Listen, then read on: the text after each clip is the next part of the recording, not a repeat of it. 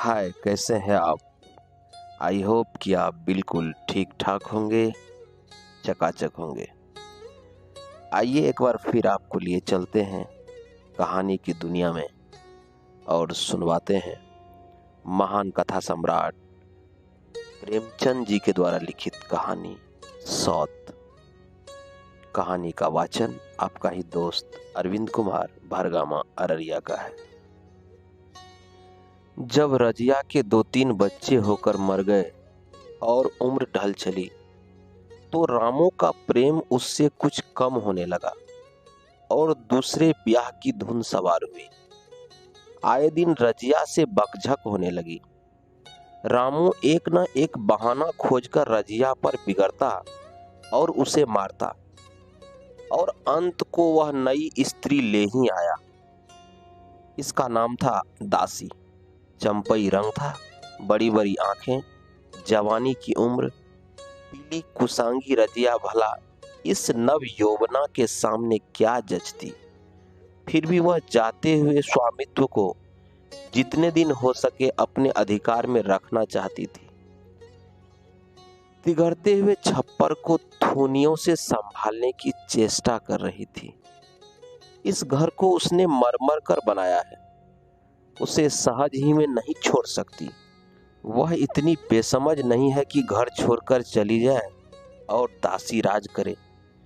एक दिन रजिया ने रामू से कहा, मेरे पास साड़ी नहीं है, जाकर ला दो। रामू उसके एक दिन पहले दासी के लिए अच्छी सी चुंदरी लाया था। रजिया की मांग सुनकर बोला, मेरे पास अभी रुपए नहीं है। रजिया को साड़ी की उतनी चाह न थी जितनी रामू और दसिया के आनंद में विघ्न डालने की। बोली, रुपए नहीं थे तो कल अपनी चहेती के लिए चुंदरी क्यों लाए? चुंदरी के बदले उसी दाम में तो साड़ियां लाते तो एक मेरे काम न आ जाती। रामू ने स्वेच्छा भाव से कहा, मेरी इच्छा, जो चाहूंगा करूंगा। तो बीच में बोलने वाली कौन है? अभी उसके खाने खेलने के दिन है। तू चाहती है उसे अभी से नॉन तेल की चिंता में डाल दूं? या मुझसे ना होगा? तुझे ओढ़ने पहनने की साध है तो काम कर। भगवान ने क्या हाथ पैर नहीं दिए? पहले तो घड़ी रात उठकर काम धंधे में लग जाती थी, अब उसकी डाह में पहर दिन तक पड़ी रहती है। तो रुपए क्या आकाश से गिरेंगे? मैं तेरे लिए अपनी जान थोड़ी ही दे दूंगा। रजिया ने कहा, तो क्या मैं उसकी लौंडी हूं कि वह रानी की तरह पड़ी रहे और मैं घर का सारा काम करती रहूं? इतने दिनों छाती फाड़ कर काम किया, उसका यह फल मिला तो अब मेरी बला काम करने आती है। मैं जैसे रखूंगा वैसे ही तुझे रहना पड़ेगा। मेरी इच्छा होगी रहूंगी, नहीं तो अलग हो जाऊंगी। जो तेरी इच्छा होकर मेरी गला छोड़। अच्छी बात है, आज से तेरा गला छोड़ती हूं, समझ लूंगी विधवा हो गई। रामू दिल में इतना तो समझता था कि यह गृहस्थी रजिया की जोड़ी हुई है। चाहे उसके रूप में उसके लोचन विलास के लिए आकर्षण न हो, संभव था। कुछ देर बाद वह जाकर रजिया को मना लेता, पर दासी भी कूटनीति में कुशल थी। उसने गर्म लोहे पर चोट जमाना शुरू की। बोली, आज देवी की किस बात पर बिगड़ रही थी? रामू ने उदास मन से कहा, तेरी चुनरी के पीछे रजिया महाभारत मचाए हुए है। अब कहती है अलग रहूंगी। मैंने कह दिया, तेरी जो इच्छा होकर। दसिया ने आंखें मटकाकर कहा, यह सब नखरे हैं कि आकर हाथ पांव जोड़े, मनावन करे और कुछ नहीं। तुम चुपचाप बैठे रहो, 2-4 दिन में आप ही गर्मी उतर जाएगी। तुम कुछ बोलना नहीं, उसका मिजाज और आसमान पे चढ़ जाएगा। रामू ने गंभीर भाव से कहा, दासी, तुम जानती हो वह कितनी घमंडिन है। वह मुंह से जो बात कहती है उसे करके छोड़ती है। रजिया को भी रामू से ऐसी कृतज्ञता की आशा न थी। वह जब पहले किसी सुंदर नहीं, इसलिए रामू को अब उससे प्रेम नहीं है। पुरुष चरित्र में यह कोई असाधारण बात न थी, लेकिन रामू उससे अलग रहेगा इसका उसे विश्वास न था। यह घर उसी ने पैसा पैसा जोड़कर बनवाया, गृहस्थी भी उसी की जोड़ी हुई है, अनाज का लेन देन उसी ने शुरू किया।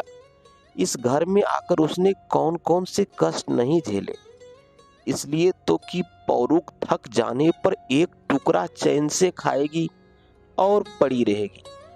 और आज वह इतनी निर्दयता से दूध की मक्खी की तरह निकाल कर फेंक दी गई। रामू ने इतना भी नहीं कहा, तू अलग नहीं रहने पाएगी, मैं या खुद मर जाऊंगा या तुझे मार डालूंगा, पर तुझे अलग न होने दूंगा।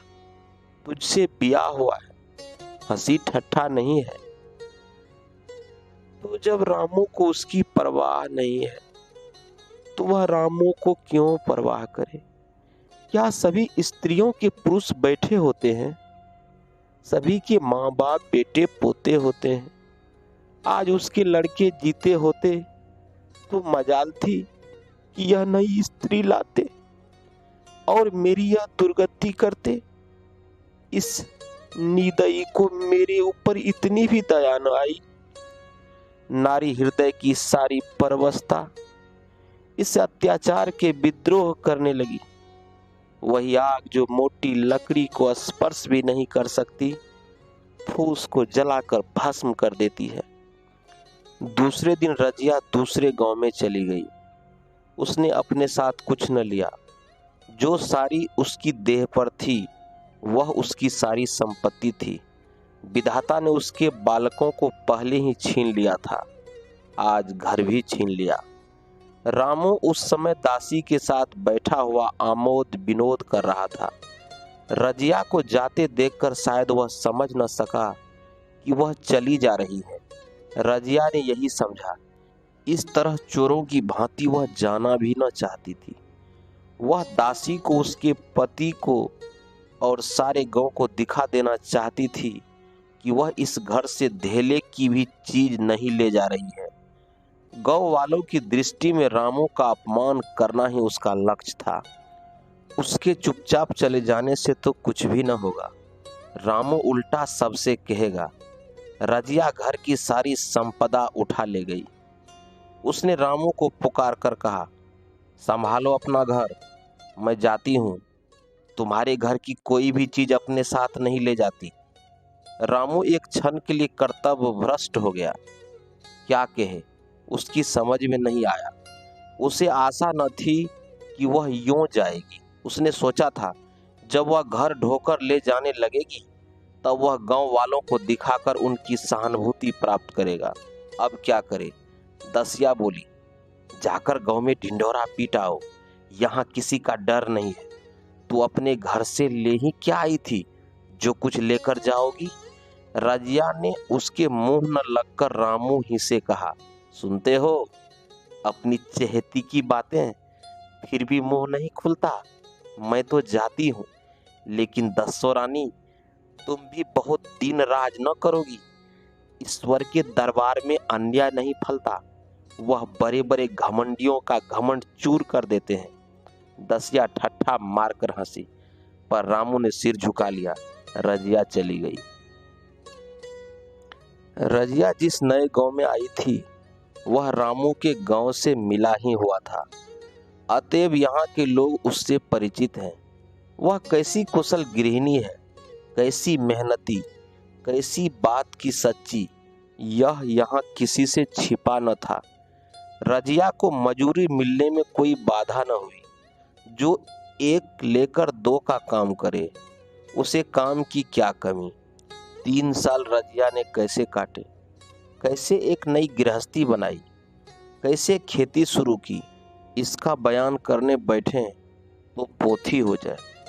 संचय के जितने मंत्र हैं, जितने साधन हैं, वे रजिया को खूब मालूम थे। फिर अब उसे लाग हो गई थी। और लाग में आदमी की शक्ति का वारा पार नहीं रहता। गांव वाले उसका परिश्रम देखकर दांतों उंगली दबाते थे। वह रामू को दिखा देना चाहती है, मैं तुमसे अलग होकर भी आराम से रह सकती हूँ। वह अब पराधीन नारी नहीं है, अपनी कमाई खाती है। रजिया के पास बैलों की एक अच्छी जोड़ी है। रजिया उन्हें केवल खली भूसी देकर नहीं रह जाती, रोज 2-2 रोटियां भी खिलाती है। फिर उन्हें घंटों सहलाती। कभी कभी उनके कंधों पर सिर रखकर रोती है और कहती है, अब बेटे हो तो पति हो, सब तुम ही हो, मेरी जाल अब तुम्हारे ही साथ है। दोनों बैल शायद रजिया की भाषा और भाव समझते हैं। वे मनुष्य नहीं, बैल हैं। दोनों सिर नीचा करके रजिया का हाथ चाटकर उसे आश्वासन देते हैं।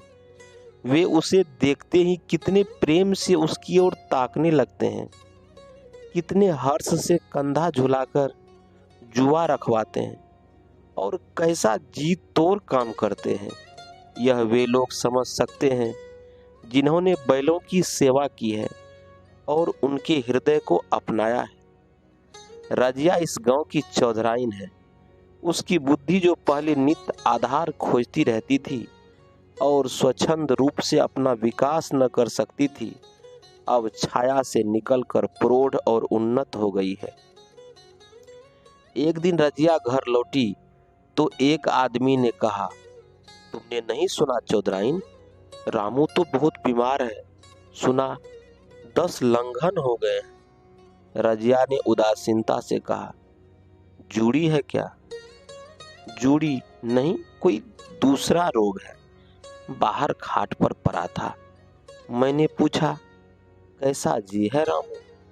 तो रोने लगा, बुरा हाल है, घर में एक पैसा भी नहीं कि दवा दारू करे। 10 के एक लड़का हुआ है, वह तो पहले भी काम धंधा न करती थी और अब तो लड़कोड़ी है, कैसे काम धंधा करेगी। सारी मार रामू के सिर जाती है। फिर गहने चाहिए, नई दुल्हन, यों कैसे रहे? रजिया ने घर में जाते हुए कहा, जो जैसा करेगा आप ही भोगेगा।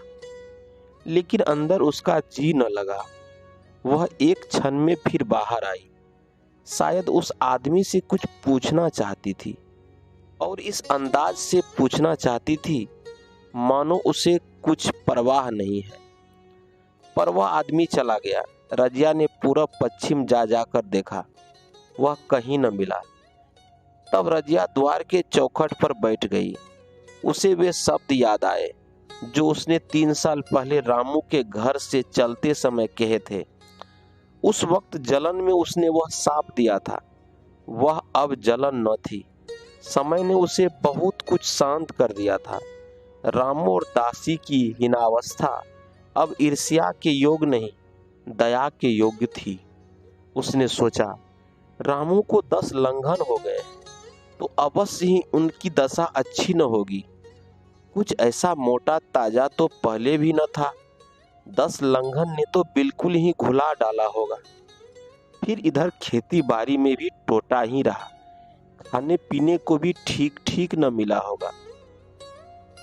पड़ोसी की एक स्त्री ने आग लेने के बहाने आकर पूछा, सुना रामू बहुत बीमार है, जो जैसी करेगा वैसा पाएगा।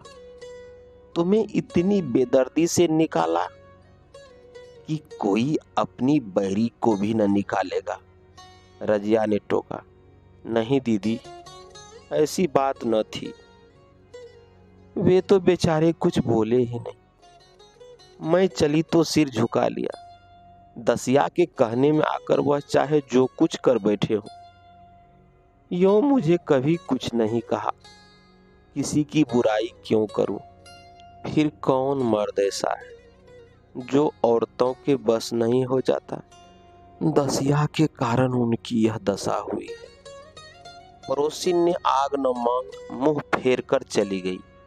रजिया ने कलसा और रस्सी उठाई और कुएं पर पानी खींचने गई।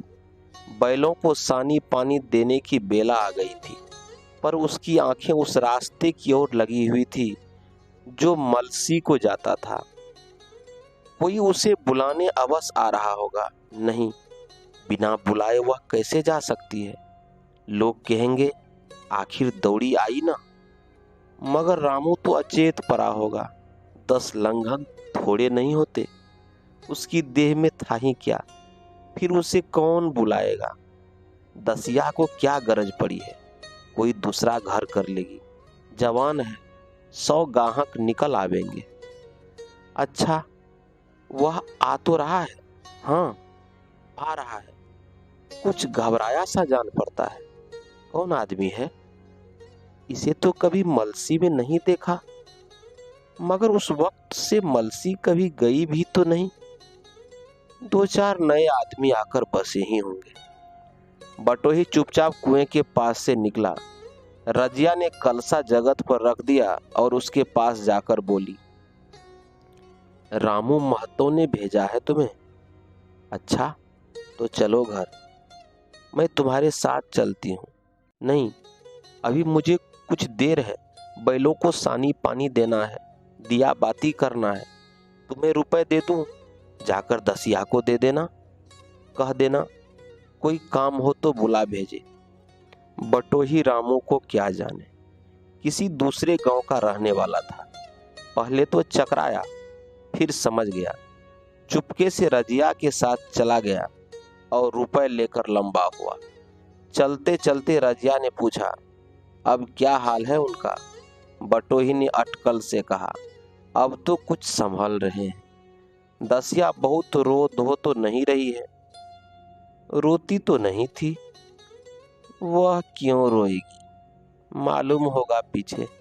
बटोही चला गया तो रजिया ने बैलों को सानी पानी किया, पर मन रामू ही की ओर लगा हुआ था। स्नेह स्मृतियां छोटी छोटी तारिकाओं की भांति मन में उदित होती जाती थी। एक बार जब वह बीमार पड़ी थी, वह बात याद आई। 10 साल हो गए। वह कैसे रात दिन उसके सिराहने बैठा रहता था। खाना पीना तक भूल गया था। उसके मन में आया क्यों न चलकर देख ही आवे।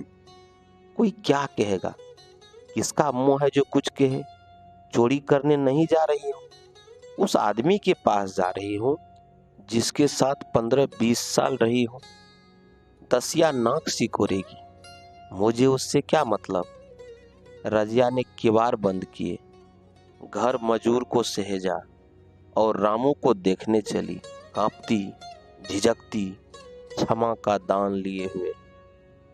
रामू को थोड़े ही दिनों में मालूम हो गया था कि उसके घर की आत्मा निकल गई और वह चाहे जितना जोड़ करे, कितना ही सिर खपाए, उसमें स्फूर्ति नहीं आती। दासी सुंदरी थी, शौकीन थी और फुहर थी। जब पहला नशा उतरा तो ठाएं ठाएं शुरू हुई। खेती की उपज कम होने लगी और जो होती भी थी वह उटपटांग खर्च होती थी। ऋण लेना पड़ता था। इसी चिंता और शोक में उसका स्वास्थ्य बिगड़ने लगा। शुरू में ही कुछ परवाह न की। परवाह करके ही क्या करता? घर में पैसे न थे। आताइयों की चिकित्सा ने बीमारी की जड़ और मजबूत कर दी और आज 10-12 दिन से उसका दाना पानी छूट गया था। मौत के इंतजार में खाट पर पड़ा कराह रहा था और अब वह दशा हो गई थी जब हम भविष्य से निश्चिंत होकर अतीत में विश्राम करते हैं। जैसे कोई गणित आगे का रास्ता बंद पाकर पीछे लौटे। रजिया को याद करके वह बार बार रोता और दासी को कोसता, तेरे ही कारण मैंने उसे घर से निकाला। वह क्या गई, लक्ष्मी चली गई। मैं जानता हूँ अब भी बुलाऊं तो दौरे आएगी, लेकिन बुलाऊं किस मुंह से? एक बार वह आ जाती और उससे अपने अपराध का क्षमा मांग लेता, फिर मैं खुशी से मरता। और लालसा नहीं है। सहसा रजिया ने आकर उसके माथे पर हाथ रखते हुए पूछा, कैसा जी है तुम्हारा? मुझे तो आज हाल मिला। रामू ने सजल नेत्रों से उसे देखा पर कुछ कह न सका। दोनों हाथ जोड़कर उसे प्रणाम किया पर हाथ जुड़े ही रह गए और आंख उलट गई। लाश घर में पड़ी थी। रजिया रोती थी। दसिया चिंतित थी। घर में रुपए का नाम नहीं, लकड़ी तो चाहिए ही। उठाने वाले भी जलपान करेंगे ही।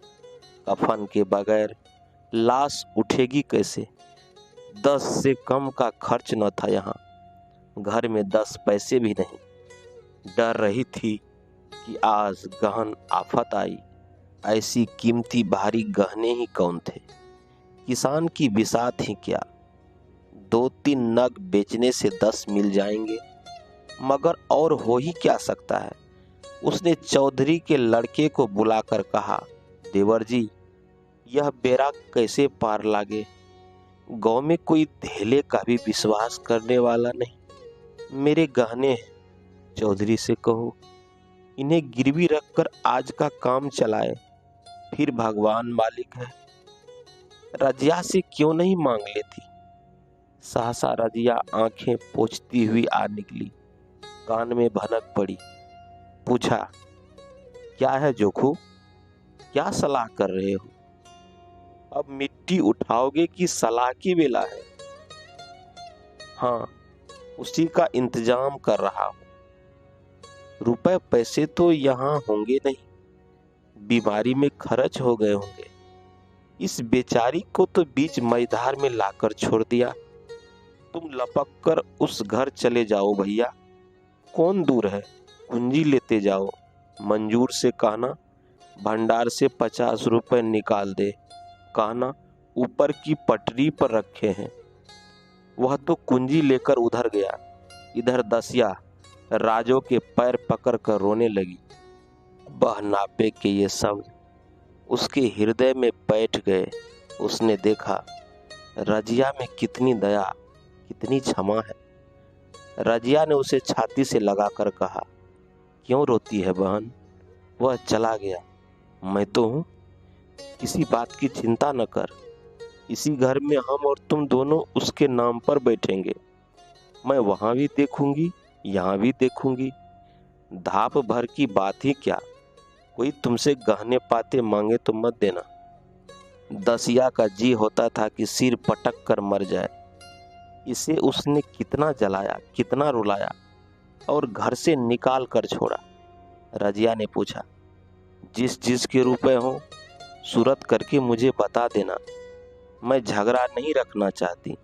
बच्चा दुबला क्यों हो रहा है?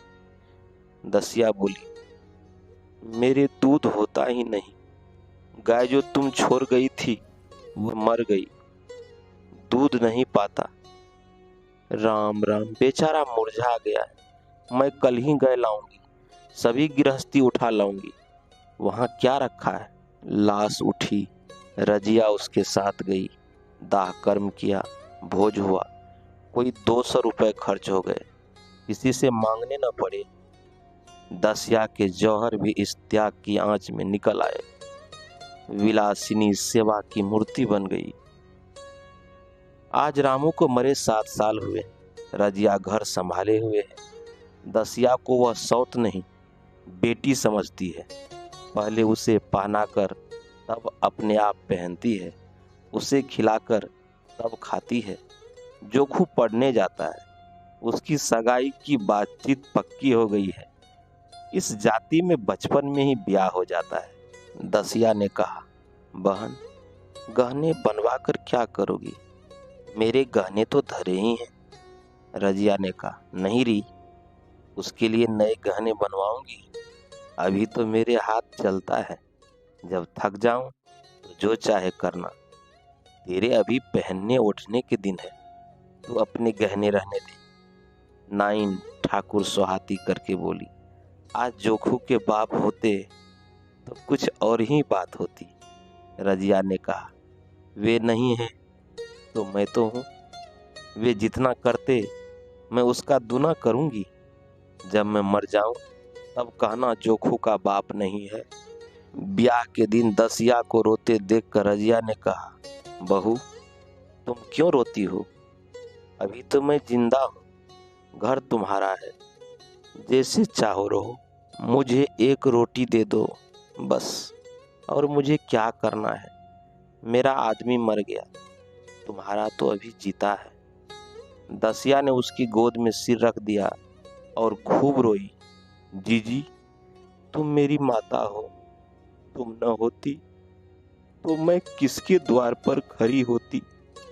घर में तो चूहे लौटते थे, उनके राज में मुझे दुख ही दुख उठाने पड़े। सुहाग का सुख तो मुझे तुम्हारे राज में मिला। मैं दुख से नहीं रोती, रोती हूँ भगवान की दया पर कि कहाँ मैं और कहाँ यह खुशहाली। रजिया मुस्कुरा कर रो दी। अभी आप सुन रहे थे महान कथा सम्राट मुंशी प्रेमचंद के द्वारा लिखित कहानी सौत। कहानी अच्छी लगे, वाचन अच्छी लगे तो लाइक करें, कमेंट करें और हाँ, चैनल को सब्सक्राइब करना न भूलें, ताकि मैं आपकी सेवा में इसी तरह की कहानियाँ लेकर आता रहूं। तब तक के लिए लेते हैं इजाज़त, मिलते हैं अगली वीडियो में। जय हिंद, जय Bharat, take care, bye bye.